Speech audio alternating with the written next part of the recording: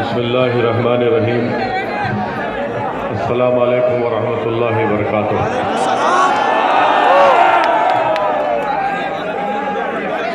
बाइस पर तशरीफ़ फरमा जनाब इसाक खोकर साहब, पुरनमल आज़ाद साहब, सुभाष बुनकर साहब, सुनील खतीक साहब, उमर लांगा साहब, गुलाम शब्बीर साहब, यासीन खत्री साहब, जाकिर खोकर साहब, ज़ुबैर खोकर साहब, असलम खां साहब और मजलिस इत्तेहादुल मुस्लिमीन राजस्थान के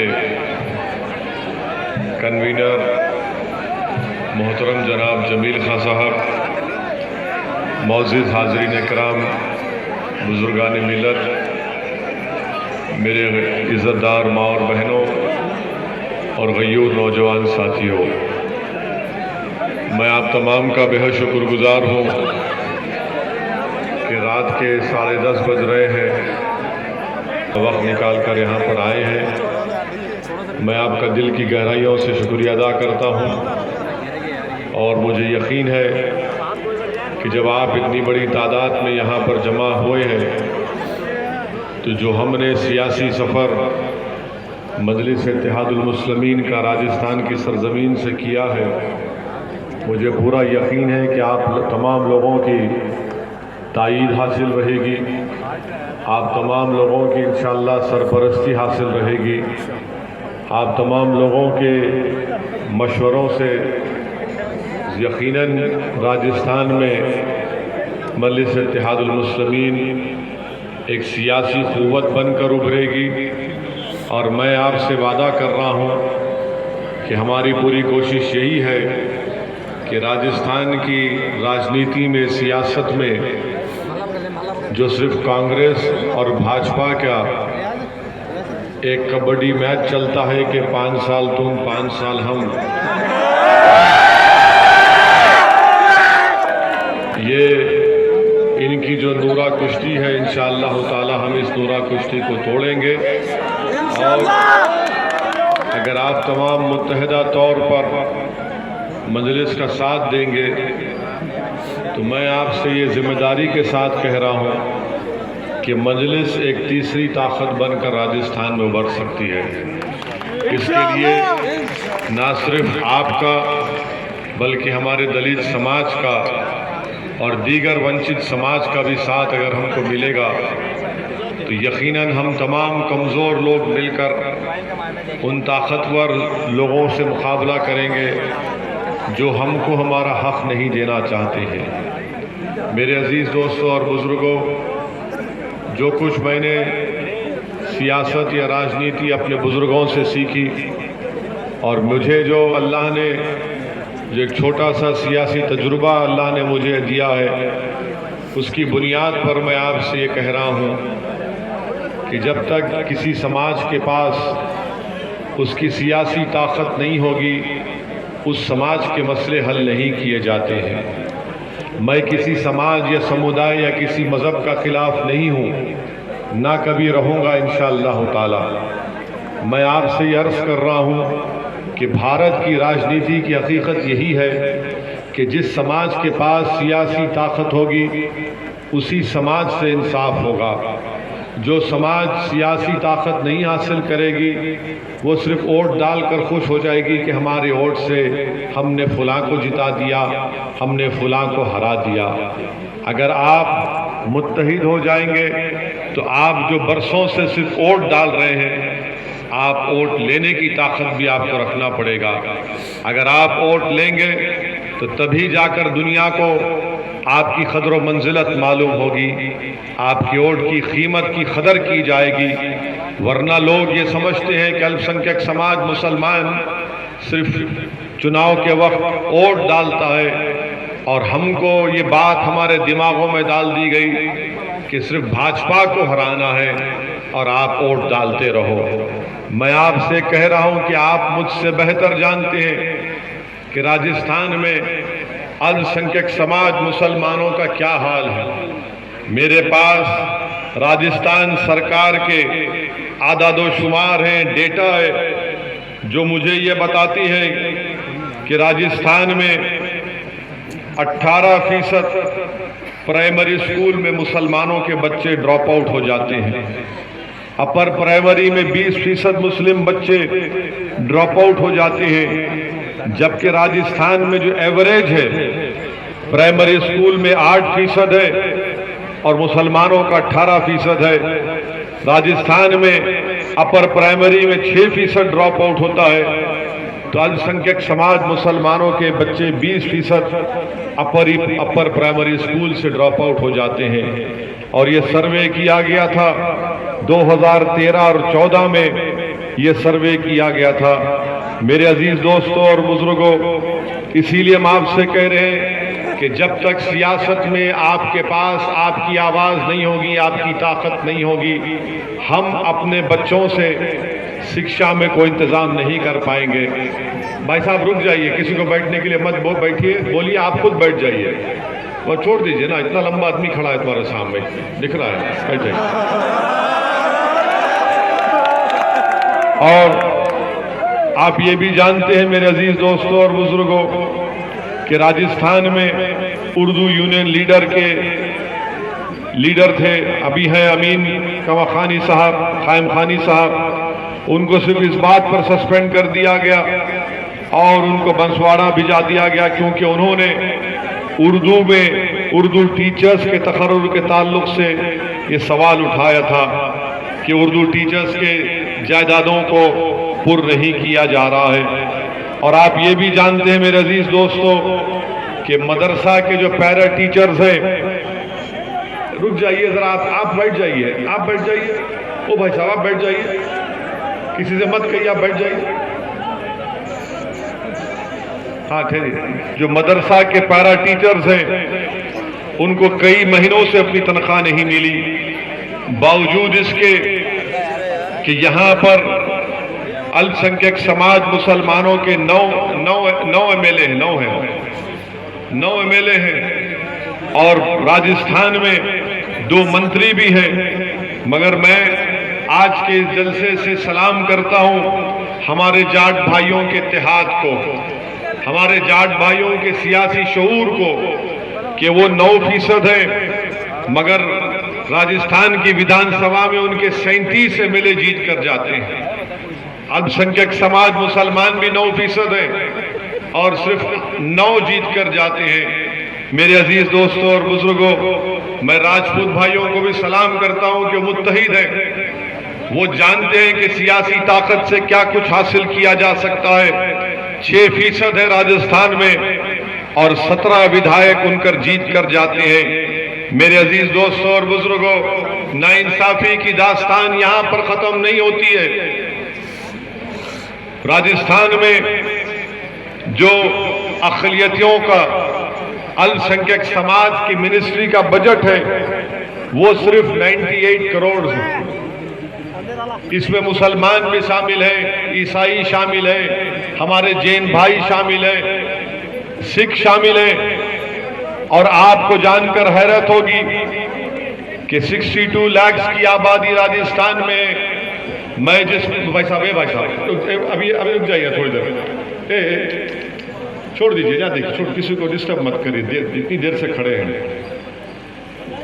मैं जिस प्रदेश से आता हूं तेलंगाना में, वहां पर मुसलमानों की आबादी 44 लाख की है और वहां पर अल्पसंख्यक जो मिनिस्ट्री है, आपको मालूम कितना बजट है वहां पर।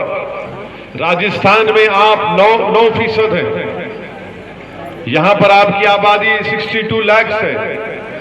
तेलंगाना में जो अल्पसंख्यक समाज का बजट है वो 1728 करोड़ रुपये है। अब आप बताइए कि आप यहां पर आबादी में सबसे ज्यादा हैं और अल्पसंख्यक समाज की मिनिस्ट्री का बजट सिर्फ 98 करोड़ है और तेलंगाना में 1728 करोड़ रुपए का बजट इस साल मंजूर हुआ है। आप बताइए कैसे हासिल हुआ है। तेलंगाना में मजलिस के सिर्फ 7 विधायक हैं, कोई मंत्री संतरी नहीं है वहां पर। मगर हमने अपनी सियासी ताकत के बलबूते पर वहां की सरकार को हमने मजबूर किया और उनसे कहा कि आपको अल्पसंख्यक समाज, मुसलमान, ईसाई, जैन, सिखों से इंसाफ करना पड़ेगा। और बजट हमने इतना किया, यहां पर सिर्फ 98 करोड़। तो मालूम हुआ कि ये जो 9 MLA जीत कर गए, ये विचारों में इतनी ताकत नहीं है, ना इनकी जबान खुलती कि अपने सियासी आका के सामने जाकर कहते कि गहलोत साहब जरा बजट बढ़ा दीजिए अल्पसंख्यक समाज का। ना वो बोल सकते हैं, ना उनको तकलीफ का कुछ अंदाजा भी है। मेरे अजीज दोस्तों और बुजुर्गों, जिस प्रदेश से मैं आता हूं, मैंने आपके सामने राजस्थान में जो बच्चे ड्रॉप आउट है स्कूल के बाहर, उनका जिक्र किया। तेलंगाना प्रदेश में हमने आज 7 साल पहले तेलंगाना की हुकूमत के चीफ मुख्यमंत्री के सामने बैठकर हमने कहा कि मुसलमानों की शिक्षा के लिए आपको काम करना पड़ेगा। और आज आप देखेंगे तो तेलंगाना में 60,000 मुस्लिम बच्चे और बच्चियां रेजिडेंशियल स्कूल में पढ़ते हैं सरकार के, जिसमें उनको 1 पैसा देना नहीं पड़ता। 6 क्लास से 6ठी जमात से 12वीं जमात 12th क्लास तक उनकी तालीम फ्री, उनका खाना फ्री, लड़कियों का अलहदा स्कूल, लड़कियों का अलहदा हॉस्टल। ये काम मजलिस इत्तेहादुल मुस्लिमीन ने तेलंगाना में किया। क्या ये काम राजस्थान में नहीं हो सकता? बराबर होगा इंशाअल्लाह ताला, अगर आप मुत्तहिद रहेंगे। मेरे अजीज दोस्तों और बुजुर्गों, मुसलमान समाज का सबसे बड़ा मसला तालीम का है। अगर हमारे बच्चे और बच्चियां तालीम हासिल कर लेंगे तो दुनिया की कोई ताकत उनको रोक नहीं सकेगी। और मुसलमान के ताल्लुक से मीडिया में बैठकर ये लोग जो मुसलमानों से नफरत करते हैं, बड़ी बड़ी बातें करते हैं कि मुसलमान पढ़ता नहीं है। अरे मुसलमान पढ़ना चाह रहा है तो स्कूल ही नहीं खोलते। मुसलमान पढ़ना चाहता है, मुसलमान बेटी पढ़ना चाहती है, मगर तुम उसके बाप को स्कॉलरशिप नहीं देते ताकि वो अपनी बेटी को पढ़ा सके। मेरे अजीज दोस्तों और बुजुर्गों, याद रखिए ये तमाम चीजों का ताल्लुक सियासी ताकत से है। अगर आपके पास ताकत होगी, और ताकत का मतलब ये नहीं है कि रमजान आया तो हम कोई एक MLA को या मंत्री को बुलाकर इफ्तार की दावत में उसको बुलाकर आप रहते हैं, हम रहते हैं रोजा 14-15 घंटे का, और कोई कांग्रेस का बीजेपी का नेता आता और मुंह खोलता कि दाल मेरे मुंह में खजूर के वो रोजादार है। ये ताकत नहीं है। ये ताकत नहीं है कि हमारी इफ्तार की दावत में कोई मंत्री आ जाए। ताकत ये नहीं है कि ईदगाह के सामने कोई मंत्री खड़े होकर हमसे गले मिले और कहे ईद मुबारक, और उस मंत्री को यह भी नहीं मालूम कि जिस घर में वो ईद मुबारक कह रहा है उस घर में चिराग जलाने के लिए तेल नहीं होता, या उस बच्चे को पढ़ाने के लिए पैसे नहीं होते। ये ताकत नहीं है। ये ताकत नहीं है कि एक मुशायरा करे, बड़े बड़े शोरा को बुलाएं और एक मंत्री को या मुकामी विधायक को बुलाकर बिठाएं और वो बड़ा खुश होकर बोले कि आपने बड़ा अच्छा मुशायरा कर दिया। ये ताकत नहीं है कि कव्वाली का प्रोग्राम हो जाए और आप कव्वाली में किसी को बुला लें। ताकत यह है कि तुम्हारे वोट से तुम्हारा नेता जब विधानसभा जीत कर जाएगा तो तुम्हारे बच्चों की तालीम की बात करेगा। ताकत यह है कि अगर किसी बच्चों को गिरफ्तार किया जाएगा पुलिस की तरफ से तो उनको वो रिहा करवाएगा, या अगर जेल को भिजाया जाएगा तो जेल में जाकर बच्चों को मिलेगा और कोर्ट से उनकी बेल करवाएगा। ये ताकत होती है।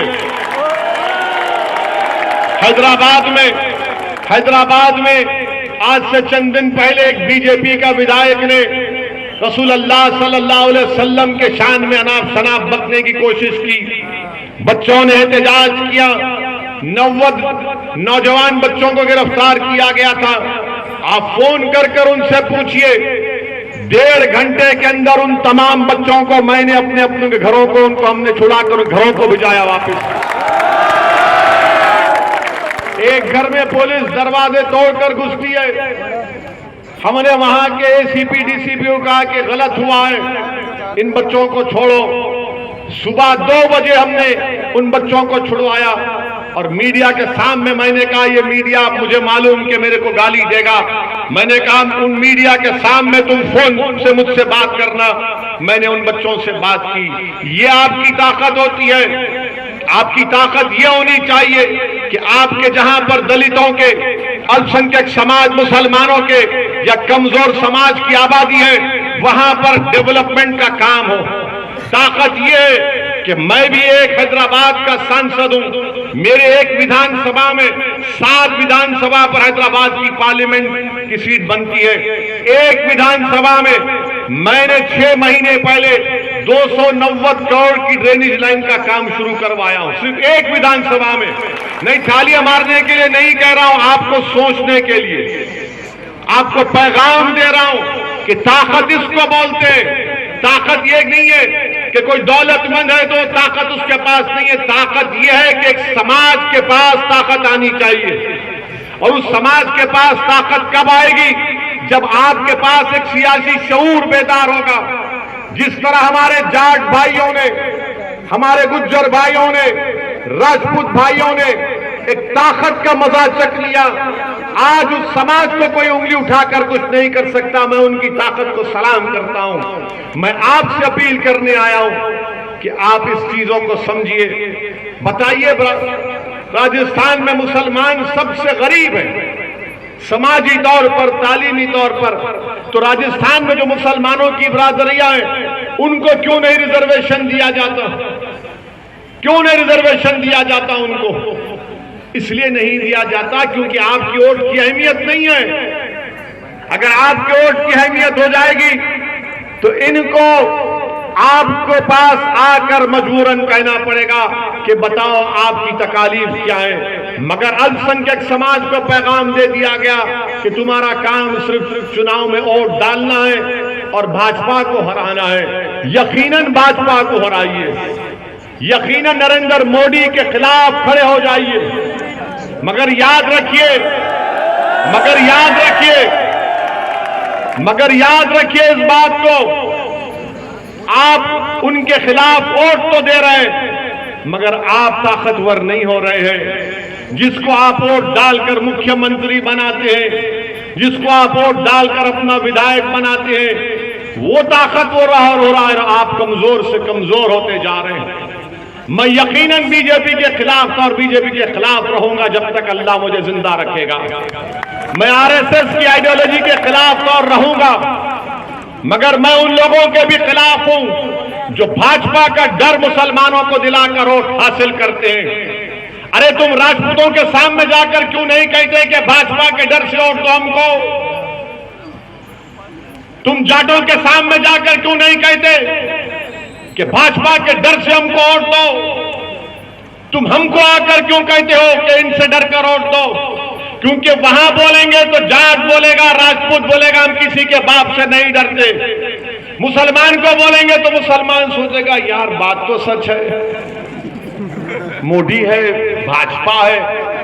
अरे याद रखिए, डरना अगर है तो सिर्फ अल्लाह से है। और याद रखो मेरी इस बात को, बीजेपी को हराने की जिम्मेदारी सिर्फ राजस्थान के मुसलमानों की नहीं है। 36 बरादरियां हैं तो सब बरादरी की जिम्मेदारी होनी चाहिए कि भाजपा को हराया जाए। मगर होता क्या है कि दलित और मुसलमान से कह दिया जाता है कि भाई बीजेपी है। अरे क्या कोई बीजेपी शेर है हम डर के भाग जाएंगे? अरे बीजेपी एक सियासी पार्टी, हम ठहर कर मुकाबला हम करेंगे, मुकाबला करते हैं और करते रहेंगे। मगर इसका यह तो मतलब नहीं है कि मैं मर जाऊं, अपनी नस्लों को तबाह कर दूं और मेरी खबर के ऊपर तुम अपने ताकत के महल तामीर करते रहो, करते रहो। कितना कांग्रेस को आपने वोट दिया, कितना गांधी परिवार को आपने वोट दिया, कितने मुख्यमंत्री आपने बना दिए। बताओ आपको क्या हासिल हुआ सिवाय इफ्तार की दावत के, ईद मिलाद की दावत के, मुशायरे के? कुछ नहीं मिला हमको। कैरोली में फसाद हुआ, मुख्यमंत्री वहां पर नहीं जा सके, वहां पर नहीं जा सके। आए दिन कुछ ना कुछ होते रहता है। मैं अभी हमारे सिंधी मुसलमान भाइयों से बात कर रहा था और इंशाअल्लाह अल्लाह ने चाहा तो 1 दिसंबर को जाऊंगा उनके पास। वो मुझसे कह रहे थे कि उनका कारोबार है, मवेशी है, गाय भैंस बकरी पालते हैं। जब कभी सामान ले जाते हैं, ये तमाम जानवर लेकर जाते हैं तो रात में या किसी मुकाम पर संघ परिवार के लोग इनको रोककर मारते हैं, पीटते हैं, कोई पूछने वाला नहीं है। वो मुझे बता रहे थे कि हाईवे उनके इलाके से निकाली गई है, भारत माला उसका नाम है, भारत माला उसका नाम है। केंद्र सरकार कह रही है कि पर स्क्वायर फीट कीमत उनको मिलनी चाहिए 256 रुपये। और राजस्थान की कांग्रेस सरकार क्या दे रही है मालूम आपको? 2.60 रुपये। 256 रुपये केंद्र सरकार ने रेट लगाया और ये लोग 2.60 रुपये दे रहे हैं और बुलडोजर लगाकर उनके घर को भी तोड़ दिया। मेरे अजीज दोस्तों और बुजुर्गों, मायूस होने के लिए नहीं कह रहा हूं, ये नाइंसाफी की दास्तानें आपके सामने रख रहा हूं ताकि आपको उठकर एक अच्छा फैसला लेना है। यकीनन हराएंगे हम बीजेपी को, कि हम तेलंगाना में बीजेपी को नहीं हरा रहे। मेरी पार्लियामेंट कॉन्स्टिट्यूंसी में अमित शाह 2 घंटे तक फिरे, उत्तर प्रदेश से बाबा को लेकर आए, वो 4 घंटे फिरे, किसी और को लेकर आए, वो भी फिरा। हमने कहा फिरो, तफरी करो, चार मीनार की जितनी बुलंदी है इंशाअल्लाह ताला इतनी मोहब्बत अल्लाह ने हैदराबाद के वाम में मंजलिस की डाली है। इनको कुछ नहीं कर सके वहां पर, कुछ नहीं कर सके वहां पर, मगर हम काम भी करते हैं। ऐसा नहीं है कि सिर्फ भाषण दे के भाग जाते हैं, काम भी करते। वो मिजाज आपको यहां पर पैदा करना पड़ेगा। इसीलिए हमने एक समाज सेवक जमील को हमारी पार्टी का कन्वीनर बनाया है। मेरी आपसे निवेदन गुजारिश है कि आप इस ताल्लुक से सोचिए, अच्छा फैसला करिए। मुझे बताया गया कि यहां पर जो हमारा जलसा हो रहा है, जनसभा हो रही है, कांग्रेस के यहां पर विधायक है, उनको बड़ा पेट में दर्द हो गया, उनको बड़ी तकलीफ हो गई कि भाई यहां पर ओवैसी क्यों आ रहा है। बताइए हमारे आने से इनको पेट में दर्द क्यों हो रहा है? हम तो इनके घर से कुछ उठाकर लेके जाने वाले नहीं है, ना हमको कुछ जरूरत है उनसे। आखिर कांग्रेस पार्टी इतना डरती क्यों है? नहीं सुनिए, कांग्रेस पार्टी इतना डरती क्यों है? डरती इसलिए है कि 2019 जुलाई में अमित शाह ने एक कानून में तरमीम की, दहशतगर्दी की, जिसको अनलॉफुल एक्टिविटीज प्रिवेंशन एक्ट कहा जाता है।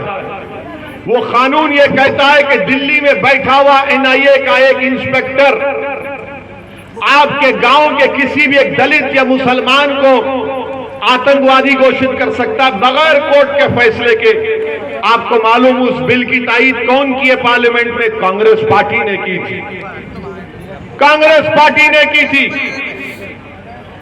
मोदी अमित शाह के साथ वोट दिया। अब बताइए आप कौन सेकुलर कौन कम्युनल ये वहां पर बिल बना तायीद करे? और उसके बाद होता क्या है कि जेल में सबसे ज्यादा, भारत की जेल में 31% के करीब अगर कोई जेल में है तो मुसलमान है। 2 दिन पहले का हिंदू अंग्रेजी अखबार उठाकर पढ़ लो आप बताइए फिर कौन जिम्मेदार है इसका? फिर कांग्रेस पार्टी कहती है कि नहीं ओवैसी आएगा तो वोट काटेगा। अरे भाई साहब, वोट काटना मेरा काम है। इनके गोवा में इनके 8 विधायक आज कांग्रेस को छोड़कर भाजपा में चले गए। क्या वो हमसे फोन से बात करके, क्या मैंने उनको गुलाब जामुन खिलाया फोन के ऊपर? मध्य प्रदेश में कांग्रेस के 18 विधायक भाग गए। सरकार कांग्रेस की थी, भाजपा की आ गई। क्या तुम मिले हुए थे बीजेपी से? कर्नाटक में कांग्रेस की सरकार थी अलायंस में, पूरे कांग्रेस के विधायक भाग गए बीजेपी में। आपके लोग भाग रहे भाजपा में। अरे तुम्हारा राहुल गांधी अमेठी से हार गया तो क्या मेरा कैंडिडेट था वहां पर मजलिस का?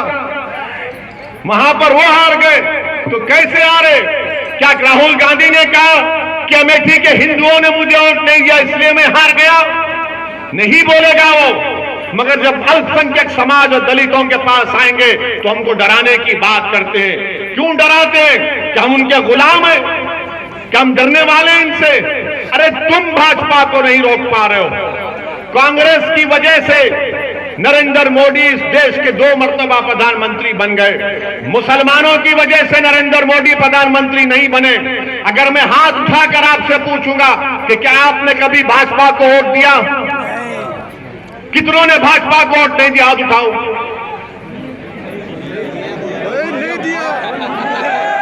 देंगे कभी वोट आप? तो फिर कैसे सोचो आप? मैं आपके एक सवाल आपके दरमियान में छोड़कर जा रहा हूं।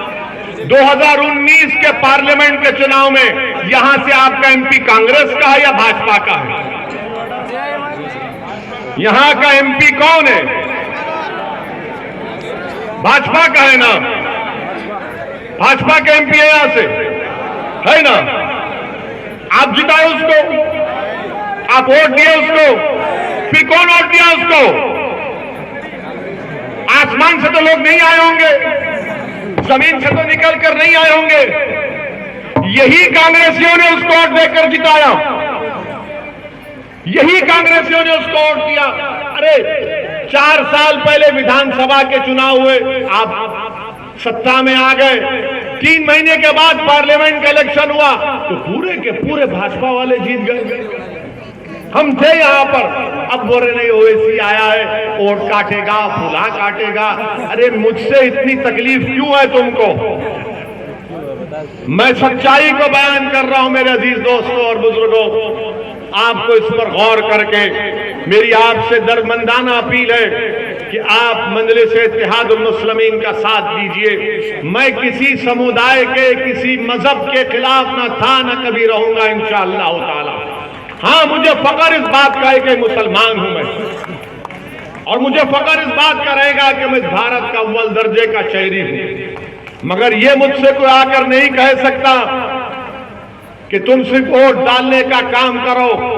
मैं किसी के घर का गुलाम नहीं हूं कि मैं तुमको सिर्फ वोट डालकर तुम्हारे घर की चपरासी या गुलामी करूं।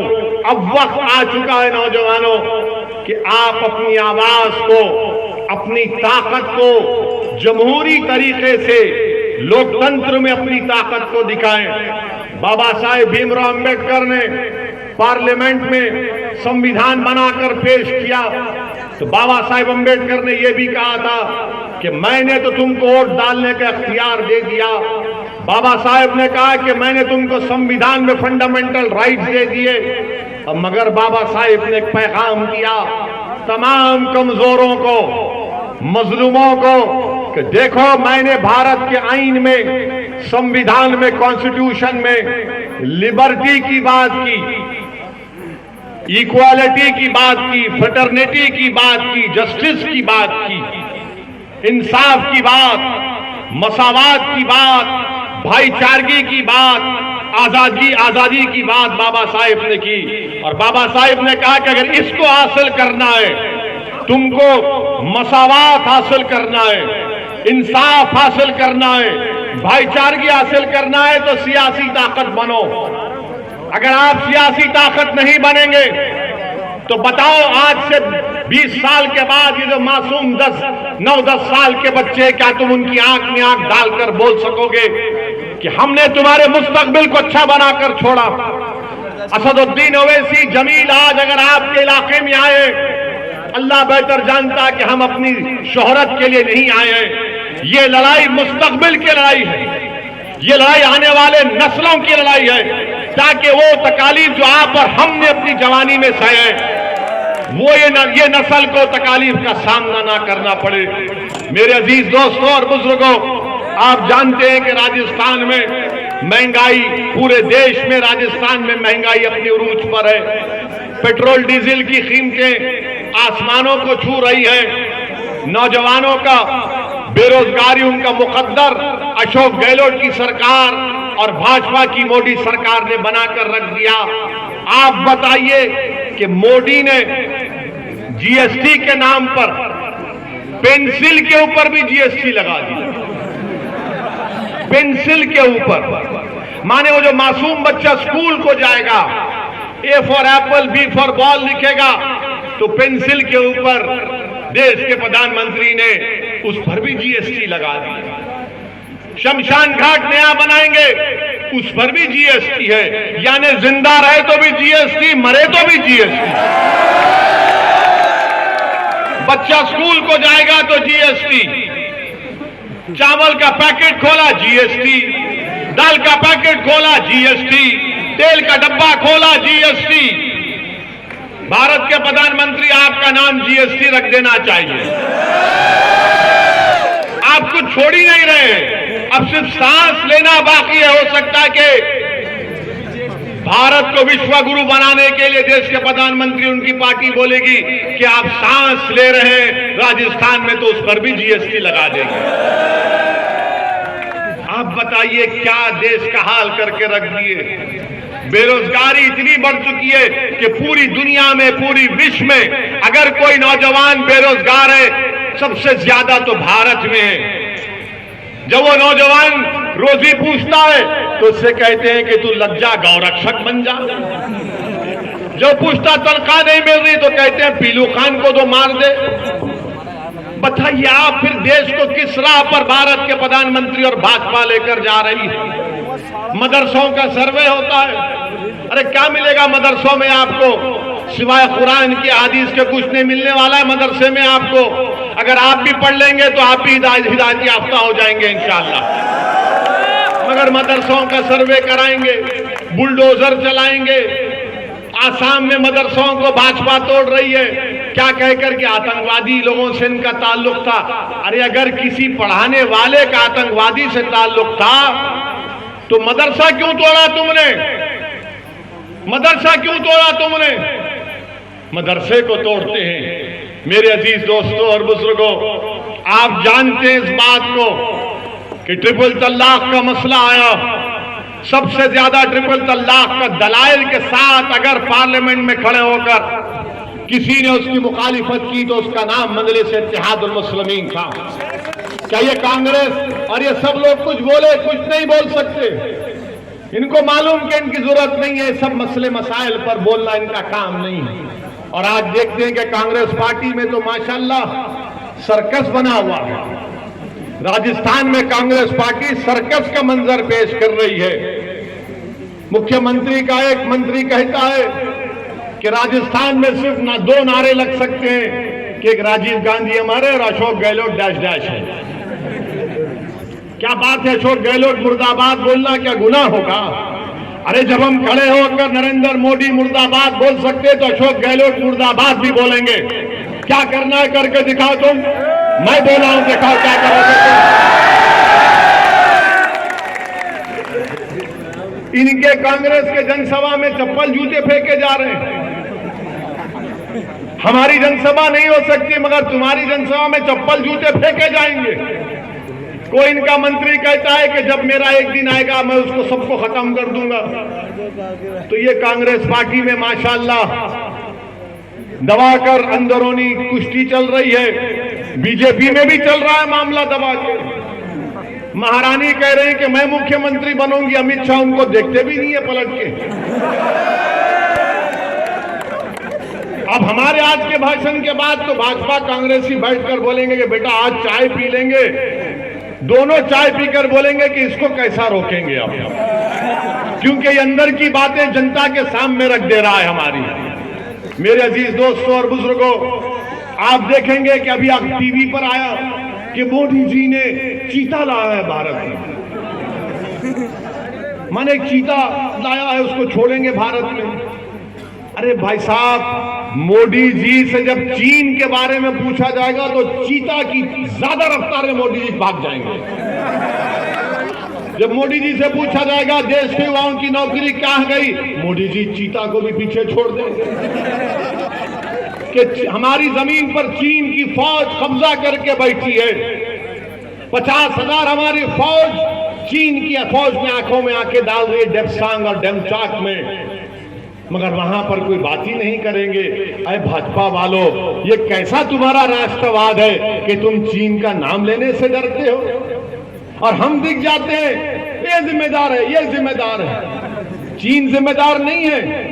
मगर चीन के बारे में कुछ नहीं कह रहे। और हो सकता है कि देश के प्रधानमंत्री अब समरखंड जा रहे हैं, एससीओ के समिट में हो सकता है कि शी जिनपिंग से गले भी मिल ले, क्या फर्क पड़ता है। मगर मेरे अजीज दोस्तों और बुजुर्गों, मेरी आपसे अदबन गुजारिश है कि आप एक सियासी ताकत बनकर उभरिए।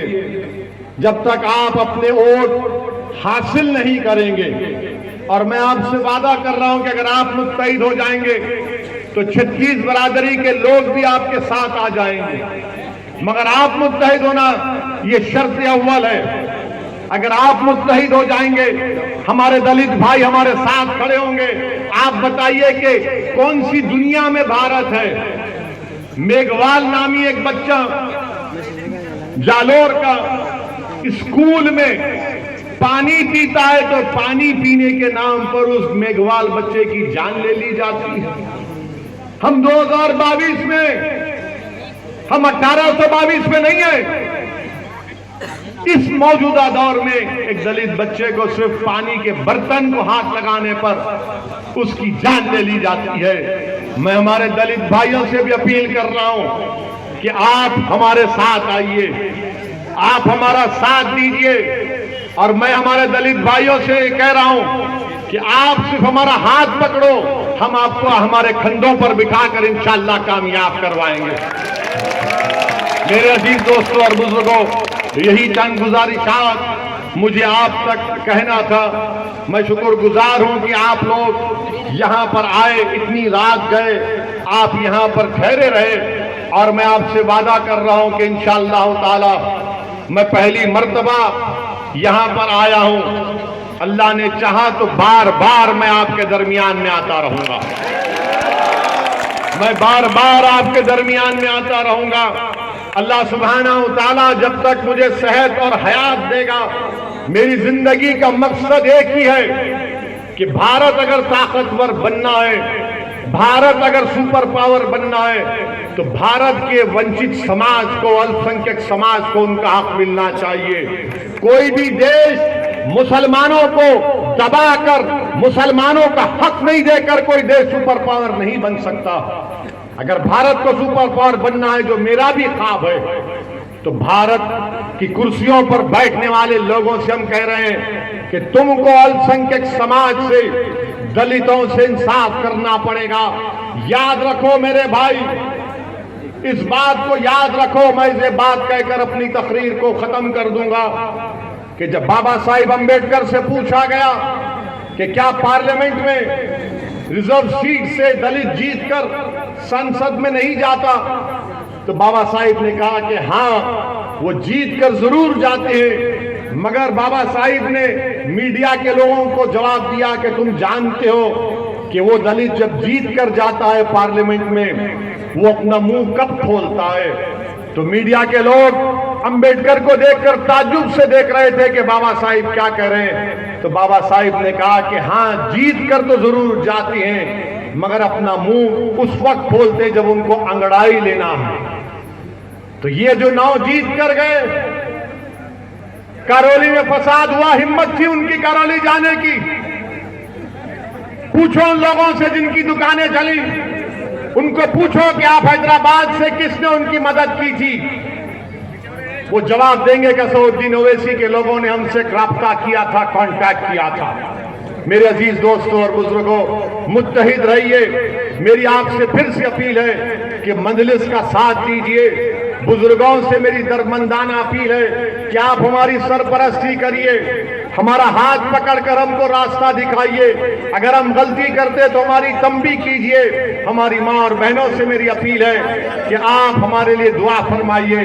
नौजवानों, तुम्हारे जोश और वलवले को एक नई राह दिखाना है। तुम्हारा जोश और वलवला सिर्फ नारों में ना बह जाए, तुम्हारी जवानी सिर्फ जिंदाबाद और मुर्दाबाद में जाए ना हो जाए।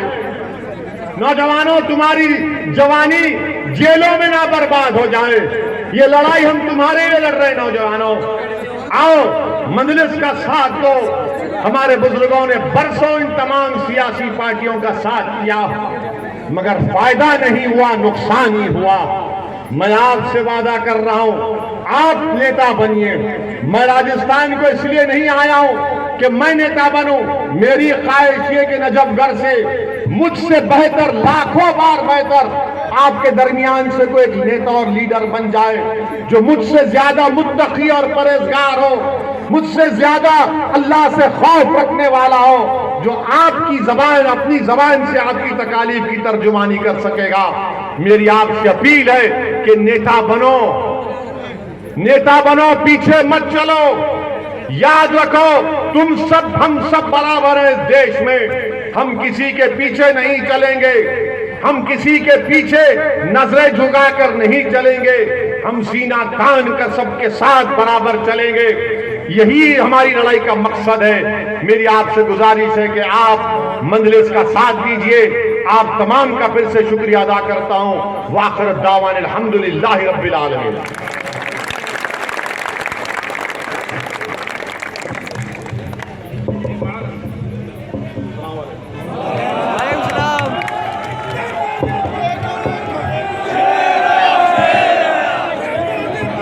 देखो देखो कौन आया, देखो देखो कौन आया, असदुद्दीन ओवैसी।